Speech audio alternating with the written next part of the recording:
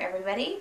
It is Wednesday, February 28th, 2001, here with my grandparents, Robert and Ann Halsey, codenames Mutty and Plop, and we've had an exciting animation. So, we can get started here. From parents and growing up as children and how you ended up in Canada and stuff like that. I ended up in Canada because I was born in south of Maroon, Saskatchewan. And mother said I was born 5:30 in the morning. And that's why I've always been awake early every morning. Okay. So they say. Well, we were located 9 miles south of Maroon, Saskatchewan, and 3 miles west. And we were about 15 miles from Kincaid. And Dad homesteaded there. Where he came from? Where did they come from? And my folks came up from Michigan and Ohio, and So both your parents were Americans then? both my parents were Americans, okay. And Dad homesteaded in 1910 on the farm. And to be very explicit, I would say that I was born on the northeast quarter of Section 5, Township 7, west of the 3rd Meridian in Saskatchewan. Good to know. Sure. Now, why did your parents leave the U.S. then? Oh, the thought back in Michigan and Ohio in those early days that, hey, you go west, young man, and you'll find the pot of gold. Okay. And so they came to homestead in Saskatchewan, yes. How about you, Mutty? Well, I was born in Saskatchewan as well. A little place called Woodlight, Saskatchewan, which is no longer on the map. It's just a school district north of Sturgis, Saskatchewan. And my parents came from near Kiev in the Ukraine and left their families, not ever expecting to see them again, which was very hard. Two brothers that came across from the Ukraine. Had altogether 4 brothers and 3 sisters. And one of my sisters was a twin, which I miss greatly. And they moved into an area which proved to be a real hardship for them for many years. They were sort of friends of theirs suggested that they move there. It was a good area. Well, it was a very hard area for them. And it's almost hard for me to believe the hardships that they went through for a number of years. And the first I can remember is being on the farm, and all the greatest thing about it was there was a lot of hard work. And a lot of fun went with it, even though we lived far from people that we considered our friends, like 25 miles. And my folks were Christians, and of course every day I'm very thankful for that. When I think of it, we could be anywhere else in the world and not know the Lord, but because of our parents being Christians, it's such a wonderful, wonderful thing. And because of that, we sort of didn't do things that our neighbors did, and it was a difficult time growing up as young people, young children actually, not young people, in the school and out of the school, because we didn't participate in a lot of things that went on. But anyway, our parents were very good at explaining about salvation and reading the Bible and telling us stories, and especially during the winter months. I can still remember my dad sitting there by the old wood stove, and we would listen so intently because there were no radio programs then, no gospel programs. The closest church was 25 miles, and in the early years we didn't even own a car. So about once a year when there was special conference on us, that's when we attended for many years while we were growing up. So that was my beginning. Went to school for a number of years in Woodlight. Later taught there for half a year just to fill in. How about your poor appetite you had? Well, do I have to give all that? I was very sickly when I was small. You were? Very, very sick. I could eat very little, just had absolutely no appetite and had a lot of pain. And I was taken to a doctor in Saskatoon when I was about 10, and he just couldn't find anything wrong. He said it was some kind of a disease, and he said, oh, cattle get it. That's all I remember about that. Never did know what it was. But it took many years, but I sort of outgrew it. I think I started about when I was about 16 or 17, starting to feel like, of course, I left home to go to high school, so I don't know what it was, but anyway, I started to feel better and get better. But I was very frail and found it difficult. So, How about where you went to high school in Yorkton, well, Saskatchewan? I'd like you want to say something too. Well, I'll just finish this off about this first part of my life. I went to Steen, Saskatchewan, took my grade 11 there. Worked at a place where there were 5 young fellows, and I had to help with the housework. Saturdays, I get up and I did the floors, and then I ate a jelly roll every Saturday morning, the whole year. Did a good job when I finished. It was I really learned to do it well. So that was my grade 11, had a good year, even though I took correspondence my grade 9 and 10, so that wasn't very good because I didn't have any help or really anybody corrected my work. So there was no high school at all in your area? No, Okay. absolutely not. So when I went there, I did pretty good. I got 99 my grade 11 French. I was very proud of it. And then I went to Yorkton the following year to, actually I should say, I back up, because when my dad let me go to Steden to high school, he said, well, if I got good marks or passed, I could go on to school. Nobody in that area went to high school or any further. So the day I received the mail was at my brother's place, however that happened. But anyway, I picked up the mail and I opened it, and I passed. I took some by correspondence, like 3 subjects, 3 that I didn't like. But anyway, I had passed, and I ran about a half a mile nonstop, because up and down the hill, across the river, to tell my dad that I'd passed.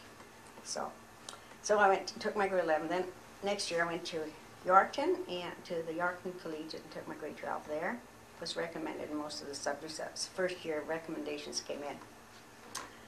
And I then decided I would go and try teaching.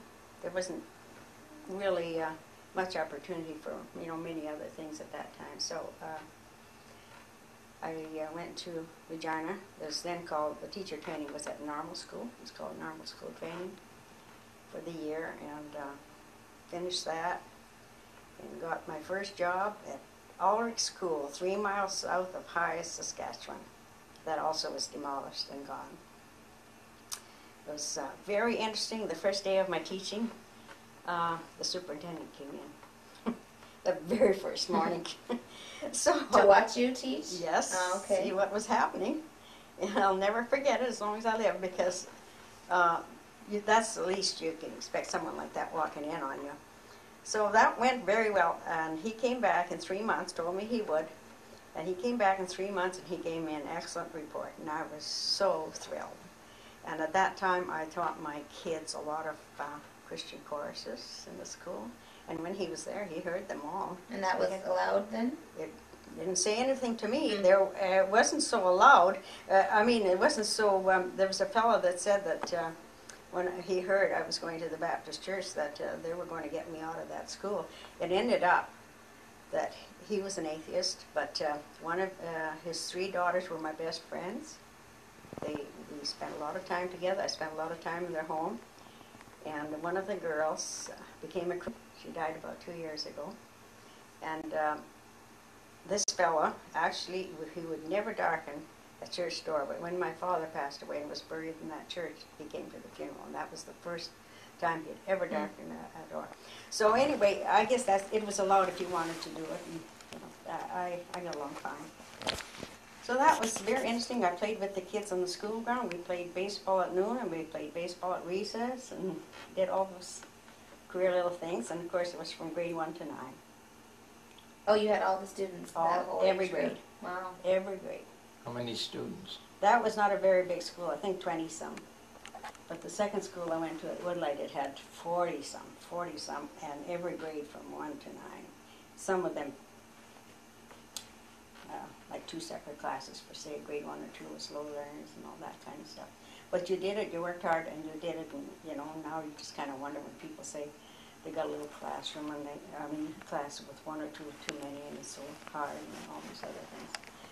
I know they get a lot more privileges and a lot more things that they can do with the children, but that was then, many years ago.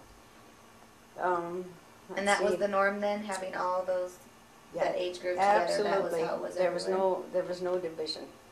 Hmm. Everybody was clumped together. When I got to high school, it was a little bit better. Like in the high school that I went to, we had grade 11 classes were separate from grade 12 or 10 or whatever.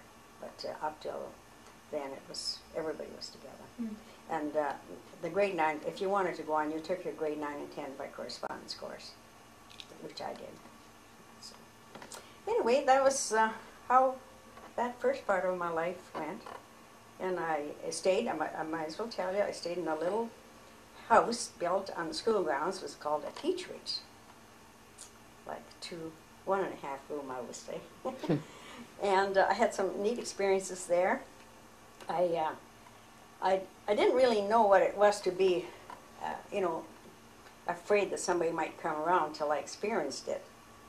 And I heard that some of my friends told me, they asked me who had visited me the night. So he died at that very early age. And so it was quite a shock to me, you know, when he was in my same class. Yes, and so we also boarded the school teacher for a year or two, and I can remember thinking, well, God has been good to us because both my dad and mother enjoyed having the school teacher in our home, and we had another school teacher come a little later and stay with us, and he had an old McLaughlin car with real big yellow headlamps, and that was back in 1924, a long time ago. And I remembered I was quite curious about that wonderful car, because we didn't own a car until 1926.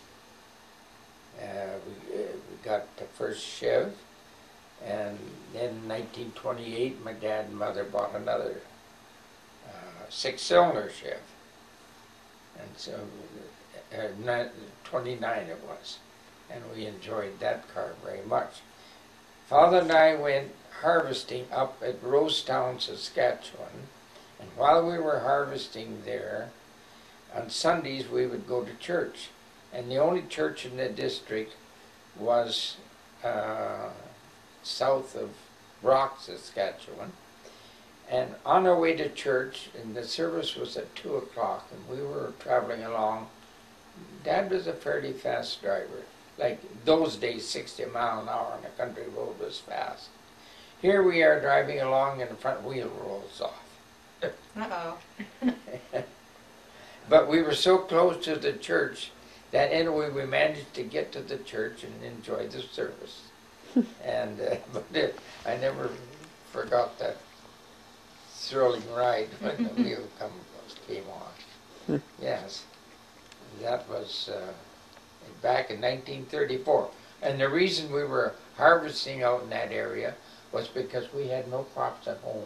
We had dust storms and sandstorms, and I can tell you a period of time in the spring of the year when Dad was out working carpenter work, and Mother and I helped Mother to harness the horses, and she was out with 6 horses on the cultivating up and down the field. And you could see in the west the rolling black clouds coming in, and that was a sandstorm in southern Saskatchewan. Now, Ann never had anything like that in the northern parts, but this We had southern, a lot of bush and trees. yeah, they had bush and we had prairie Okay. with big summer fallow fields, and it was very dry. And I tell you, the sandstorm would hit you just like a wall almost, and you would have to. We just had to unhook off the horses off the cultivator and get them to the barn and get them in the barn as quick as possible. And during those terrible dust storm years in the 30s, we actually, Mother would cover up the plates, set up the dishes for noon meal, but if you were a half an hour before your regular eat, you always turned the dishes upside down so that the sand wouldn't, dust would be all over your plates. And we put up with that for a number of years. It was just a terrible time of dust storms and so on. Yeah, Plop, what was the cause of the dust? The dust storms? Well, the main cause of the dust storm was that people burnt their stubble fields and burnt off the stubble. Then they plowed up big, huge areas of soil, and then if it got dry, there was nothing to stop the erosion and the wind from blowing. And so they learned a little later, hey, this is not the way to farm. You strip farm. You had a strip of 20 rods wide, or 20 acres wide and a half-mile long, and another strip of summer fallow, and then another strip of stubble. And strip farming was the only way out of it, and then we managed to overcome stop those dust storms from blowing in so terrible. Okay, we're going to back up a little bit and get some more information about your parents, their names, and maybe some descriptions and special memories you guys have. Do I go first? Well, my dad's name was Alexander, and our wonderful grandson is named after him. One of his names is Alexander. We're very proud of that. And my mother's name was Maria, and my dad was slender man, and in those days, he didn't have dentists like we do now. He used to have a lot of trouble with his aching teeth and stuff, so he grew a beard. So I can only remember my dad with the beard. I never saw him any other way. A very nice beard. And my mother was bigger and heavier. She was a very strong person. Was she petite? Pardon? Was she petite like you? No, No. she was big. Big? Tall too, huh? Yes, tall Wow. too. But my dad was very slender. He was, I think they're both different and yet a lot the same. But with my dad, I definitely took after my dad. But in different ways. But one of the things about, special things about my dad was that he was such a patient man. He just was so gentle and so kind, and just we just lived that way. That was just the way we were brought up. I don't remember him ever scolding me, and yet we were brought up to be, it was a strict home, but I don't ever recall them really, I think we were scolded as little kids for running away and hiding somewhere, like my twin sister and I. We did a few little goodies where everybody was very worried about us. One time we were playing, and my older sisters were supposed to be looking after us, and we kind of wandered off and climbed a ladder and way up on a huge haystack, and we played so long we fell asleep.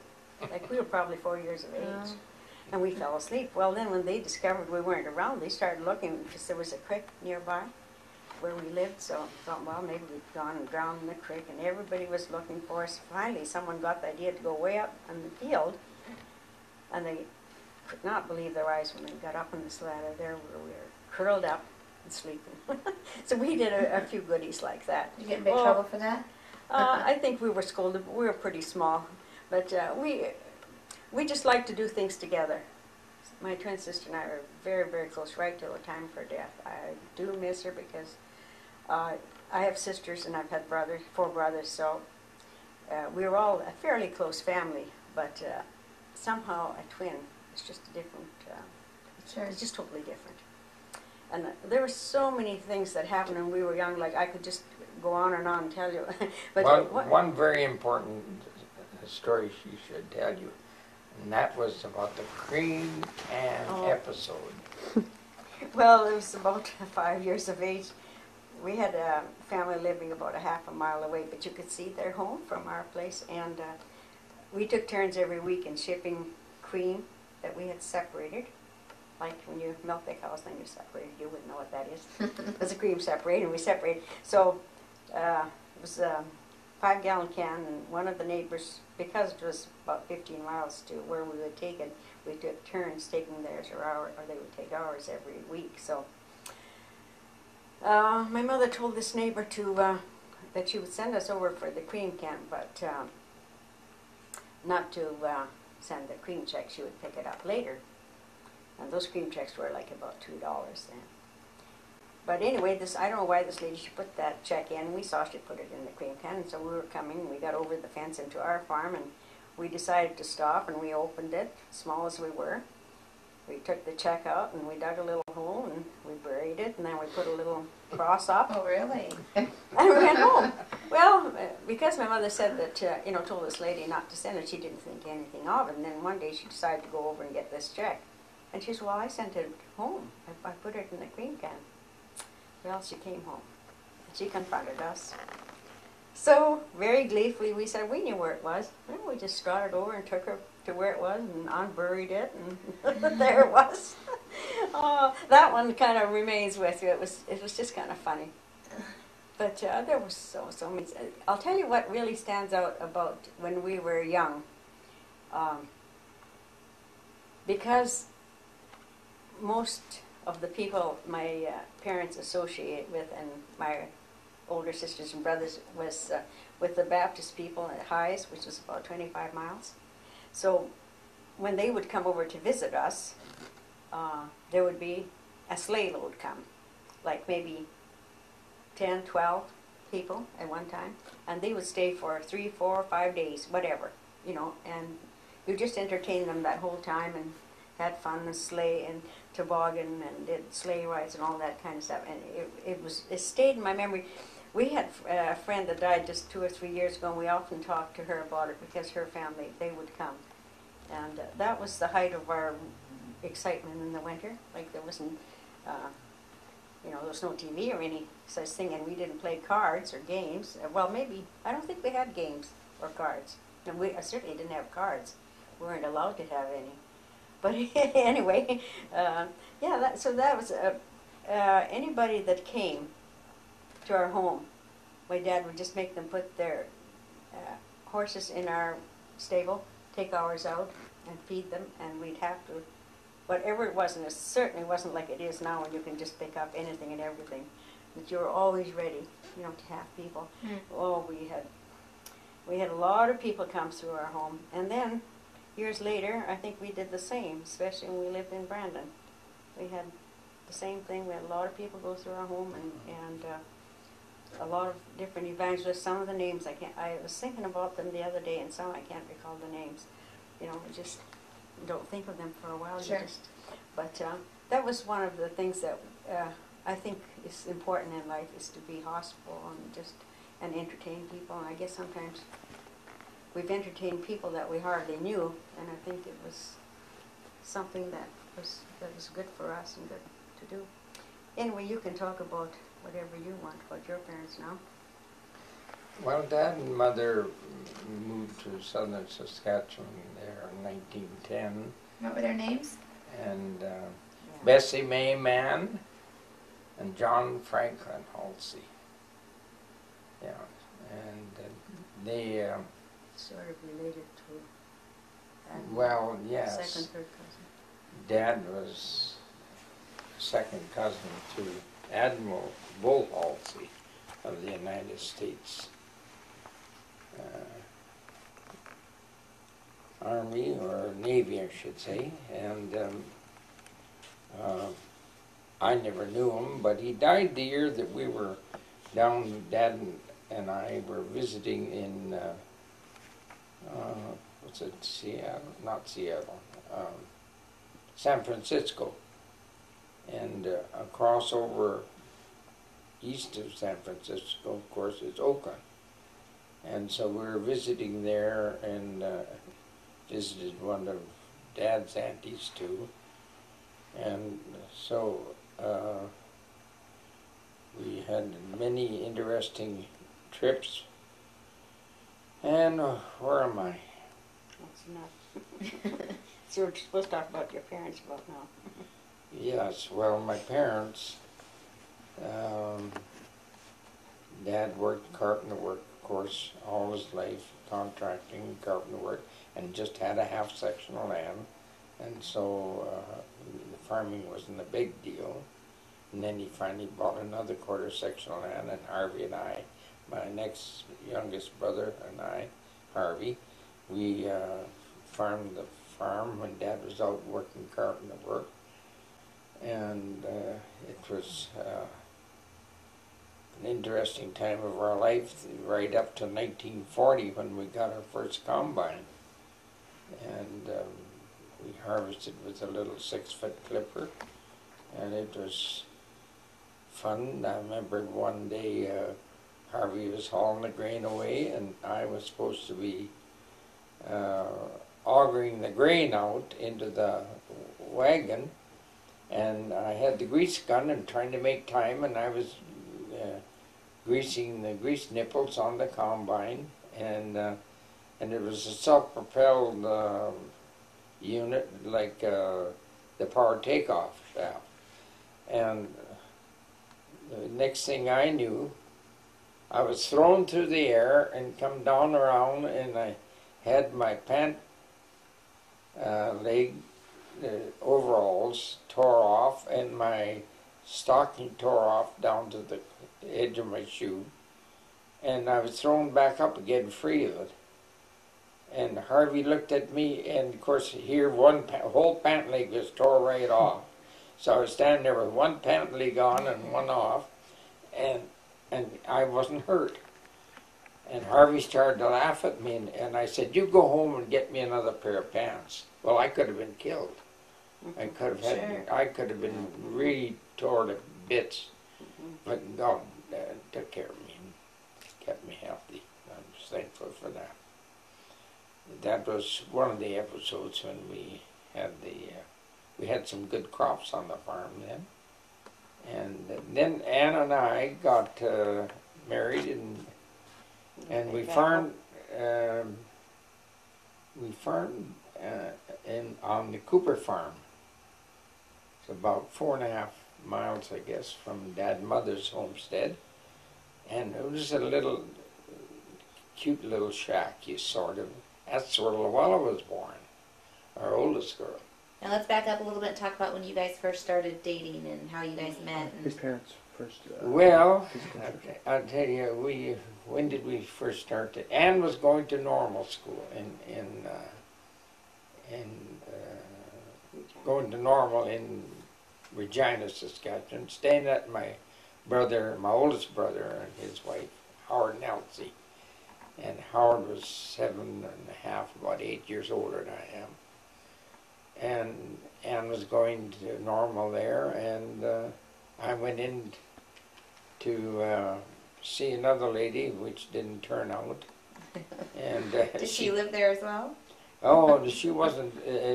I had met this other lady at camp meeting, and she was on the way home to Melfort, Saskatchewan, and I was going to say goodbye to her. Well, this will sound very odd to you, but you better tell her you came in to see her from her own. I come in from the home place, and I had this big box of chocolates, and I was going to give them to her. Well, when I went to the train, I had prayed a prayer, and I said, "Dear Lord, if this woman is supposed to be in my life, bring us together, and if not, show me, close the door." That's the word I used, close the door. So what happened, I went down to the train, I walked through the train, didn't see a sign of her, and here I am with this big box of chocolates, And I thought, well, she doesn't care. I had met her at camp meetings, and she played trumpet in the orchestra, and I played a B-flat tenor horn, and at camp meeting time. And I was told, don't pay any attention, because if you do, she'll trap you. And of course, I played hard to get, and the harder I tried to get, the more she came on. And that's the way it happens sometimes. I think it still happens now too, Plop. Yeah, I suppose. But in a way, I took the chocolates back to Robert and Ann Halsey's, where Ann was boarding, and I kind of nursed myself and my feelings and got over it. And one night, Ann had a, what was her name, Ann? Your friend? Dorothy. Dorothy? Well, Dorothy and her were sitting there in the living room, and I was sitting across in the living room, and I thought, oh, I'll go and sit between these two girls.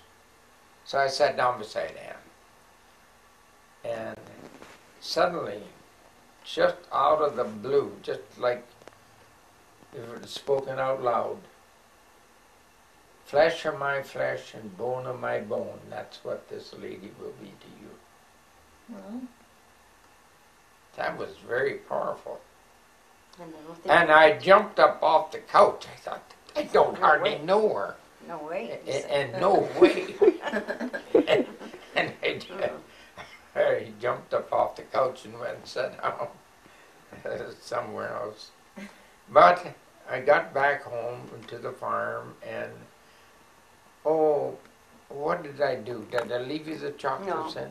I took the chocolates back home, but then I turned around and sent them to her. And then we started to write, communicate back and forth, and it kept getting better and better. And then I remember going down and walking around the lake there in Regina. What was that lake called? Scanner. Yes. And we walked around the lake and sat and talked, and that was the beginning of the. She was still staying at my brother's place and sister-in-law, and so that was the beginning of our courtship. And then, how long did it last? In a way, on November. Actually, what happened was that I went to teach, and so it's a couple of 100 miles north of Regina, where he had lived, was west of Regina. So there weren't even many phones, but once in a while we phoned, got in contact, but mostly it was by letter. And I think he came out once that first summer, right after, about a half a year, to the farm. And then I went out at Christmas time, and the next summer, I think, to Malone. Mm-hmm. And that was always really saw of each other till we came out in November. 400 miles apart. Yeah. So, and it wasn't like it is now. It was so totally different then, as you can imagine. 58 years ago, so that's quite a long time. You know, it's strange, but you think you're going to remember, and I think once in a while thoughts do come back, but there's so many things that are kind of, they're so distant.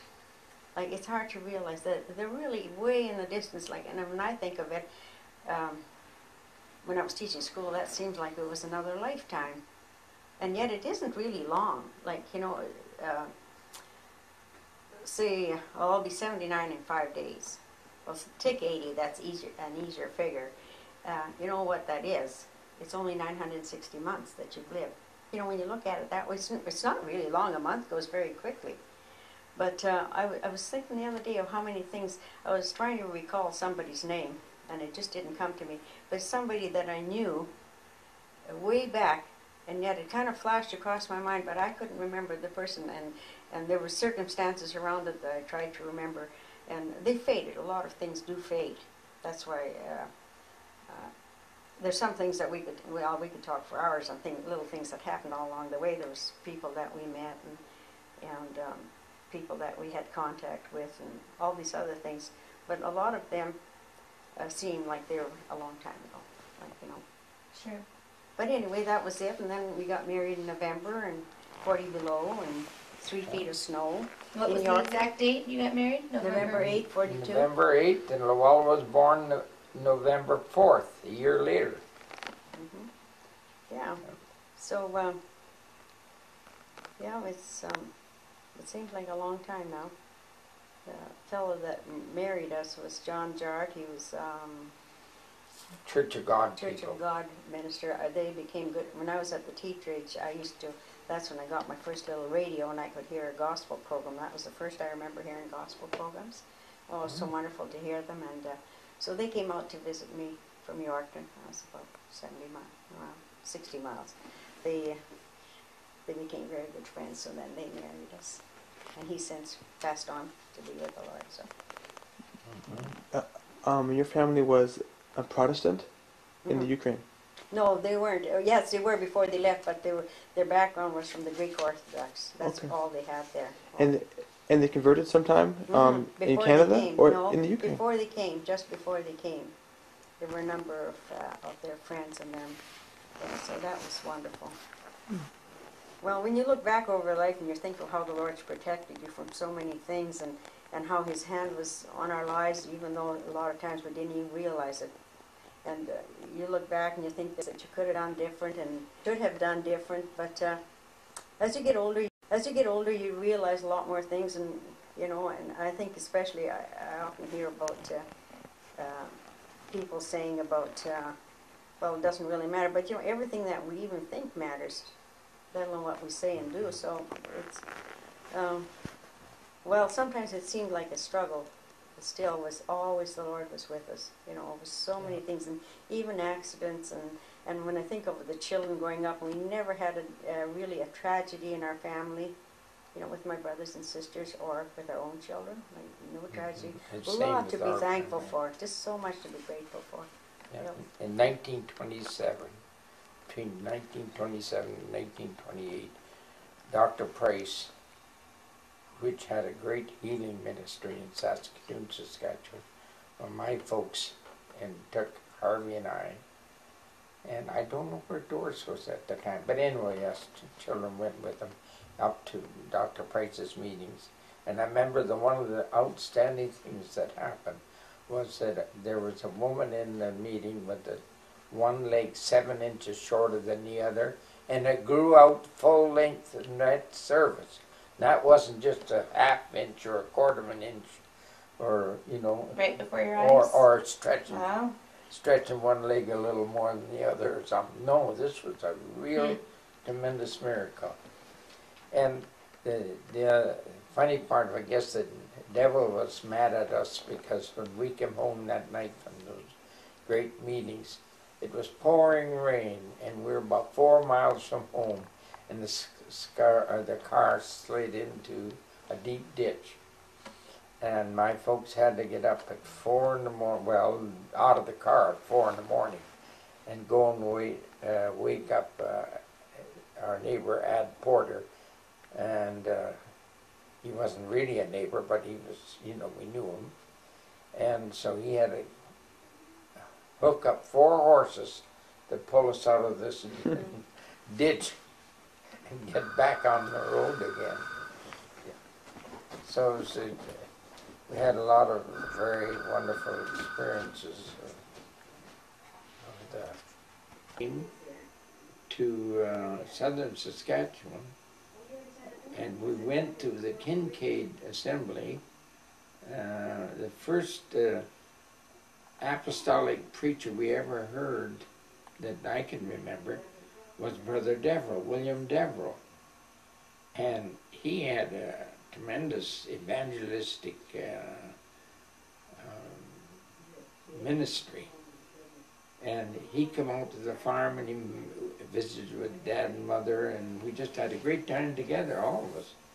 And we took in his services, and then in 1928, I'll back up a little bit, it was 1927 that Dad walked into Moose Jaw, and the reason he went into Moose Jaw, he had a lump in his chest, and it was a bad lump. He couldn't seem to hardly swallow here, and it bothered him. And he went in, and he went to Brother, I forget the name of the pastor in Moose Jaw, Saskatchewan. And he went to those meetings, and he was filled with the baptism of the Holy Spirit in those meetings. And not only that, but he went to get to a doctor and to see what was wrong with his chest. And whatever was wrong, God took it away. And he was healed at the same time. That was quite a experience. So when Dad come back home, we didn't go to the United Church or the Methodist Church or the Presbyterian Church. We went to these full gospel apostolic meetings in Kincaid, Saskatchewan, and that's where we enjoyed it very much for quite a number of years. And I went to Bible school at R.E.S. Tom's back in the, what year was that? Back in 58, I guess. What year did I? It had to be 1944. that's And I Sharon from attended San the Antonio. apostolic. Sharon from San Antonio. Oh, She heard was it? Yeah, she heard about the earthquake and she wanted to know if we're okay. Oh dear.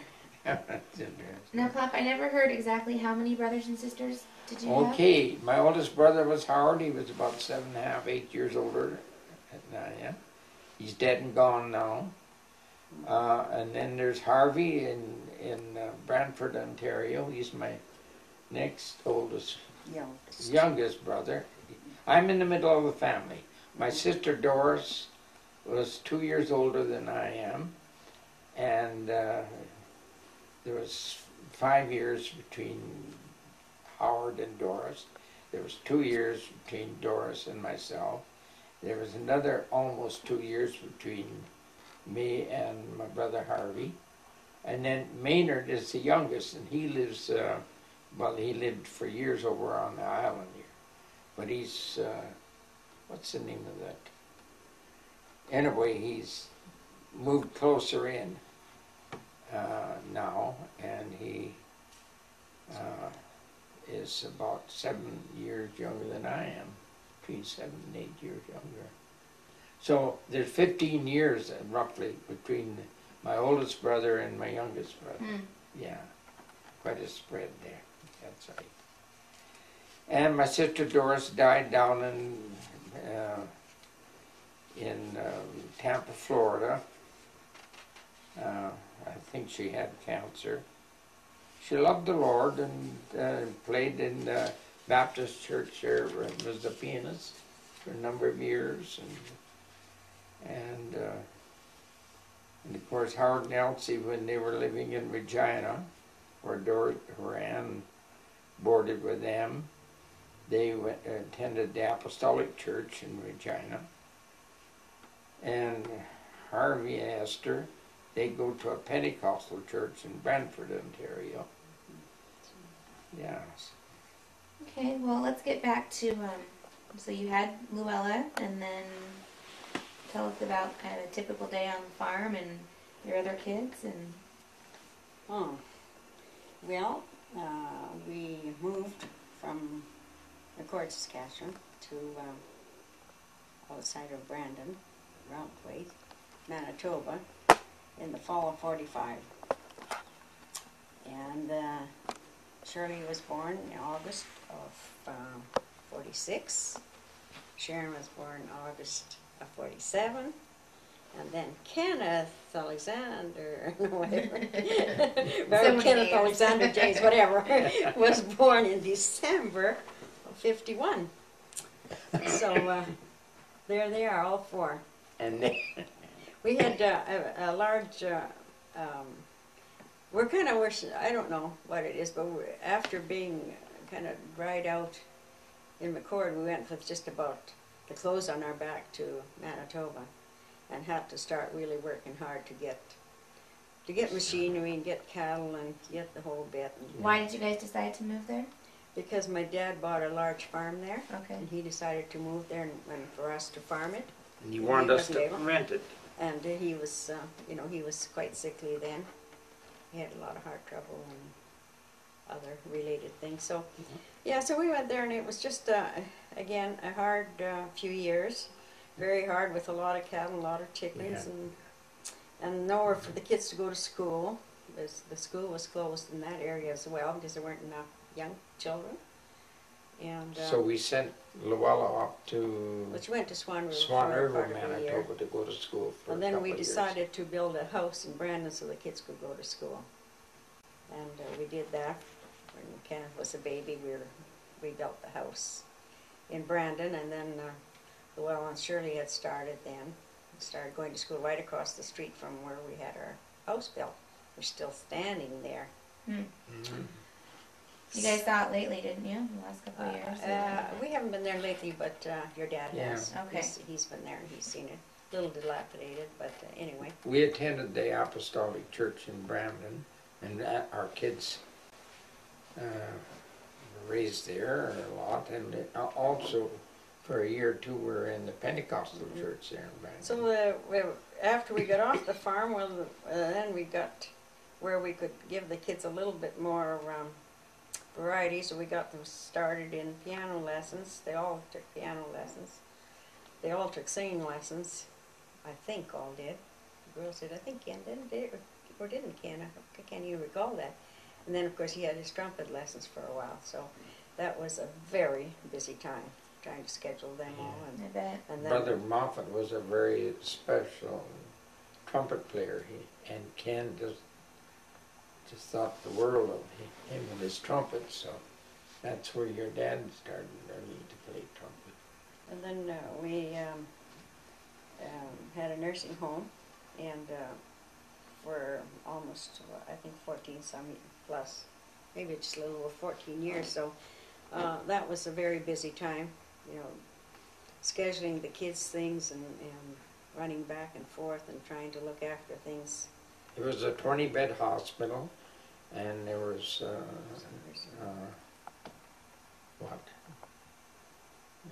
called the Brandon Nursing Home and Infirmary. It wasn't just bed patients. They were bed patients, but they received extra care. And we were only 4 blocks from the Brandon General Hospital. Okay. So one by one, Lou got her training at the school. So she decided she wanted to go to work early, so I think she started when she was about 16. Yeah. She was very young. She went to Camp Shiloh outside of Brandon and worked there, and then Big Army post. of course, Shirley went on to university. Sharon decided she wanted to do hairdressing, which she was really excellent at. It was just a natural thing for her. I gave it up later, but she was real good, and then wanted to travel some. She went to Europe, and so they each were kind of different, separate ways. But I'll tell you, the hardest thing of all for me was when Ken left home, when your dad left home and came to the coast. I'll never forget it that night when we took him to the train, and I said goodbye to him. It was just like your life was completely torn apart. Like it was just, your baby was gone. Sure. It was very, very hard. Yeah, so there's been a lot of comings and goings, and with the children and the grandchildren, it was wonderful to see the grandchildren and see 2 in each family, a girl and a boy in each of the children's families, and then the great-grandchildren. So it's been exciting, very exciting. Yes, what's the total number in our immediate family then now? Well, 8 grandchildren, and 7? 6 great-grandchildren? No? 7. 7? Seven. Right, Great. 7, sure. So that's getting to be quite Yeah. family affair. Wow. It is a big family affair. Just amazing how quickly it's grown, like, you know. Yeah. Everybody's growing up, getting older, so where does that leave us? But I think the best part of all is that the cousins and everybody, what does my heart good is to see when the cousins and everybody get together and they enjoy each other's company. Yeah. That that's just thrills me. That's You know, so key. wonderful to see that so many families are, you know, so disconnected and don't have time for each other and stuff. And it's very heartbreaking, but that's why I love to have gatherings. I like to have dinners and stuff, to have the family all Yeah. together. Just That's so why we so like fun. to have you all come. Yeah. So anyway, we'll enjoyable. just pray that whoever in the family still haven't given their hearts to the Lord, that they will. That's the biggest thing in our lives now, is just to keep believing the Lord for them to give their lives to the Lord and to serve Him. We got two that we pray for a lot. And then I have a lot of nieces and nephews as well. Yeah, two of our grandchildren. Yeah, That's well, Lori and Jason. Yeah, A lot of nieces and nephews still, you Yeah. know, sure need the Lord. yeah. No, actually, when we had the family reunion, and we had a little service, just, you know, Sunday thing that we do a little speaking, sing a few hymns and things. We've done it at both family reunions. And at the last one, Jason said to me after, he says, it's just your family that really took part in that. And I says, no, there was a few others. But to him, he could see that there were people not, you know, participating or not. Mm-hmm. So, Yeah. you know, what does it tell you? It just tells you there's a lot of people need the Lord Yeah. and a lot of people to pray for. So that's what we have to do. Well, I've got one final question for you. I have to know, who was the favorite dog, Happy or Buffy? Oh dear, dear. Oh dear. Oh dear. They're like children, you know, they each have their own thing. Oh dear, dear. Well, Buffy meant an awful lot to me. And Happy was a great dog. She was a little different, but she was a wonderful dog too. I'm sensing I'm not going to get a clear answer here. That's all right. I'll put you Can't be this loyal to You see that picture out in the kitchen there? That's The Buffy. Buffy picture. Yeah. That's right. Oh yes. I'll run over Maybe there. we'll go with Buffy then. Happy doesn't have a pretty picture. She was a wonderful dog too. Go ahead. Go ahead. We thank you very much for this interview, Absolutely. and Oh, we thank hope you that guys. the rest of the family And I will. hope it turns out half decent. Yeah, You can that's erase good. a lot of it if you want. No, None of It's it. just fine with us. It'll None be of good. it. It'll be just fine. Well, we thank you guys for your time. This And is very would interesting. you believe it? We could give you that much again on individual happenings down through the years. Well, we'll do Oh, a part that's- 2 then. Yeah, oh, well, Couple years no, from now that's or just something. fine. But, well, yeah, there's a lot of things that happen in a I could person's life. clearly tell you a miracle about paying your tithes and offerings to the Lord and how He blessed us. I think Al needs to hear that one. What? Uh-oh.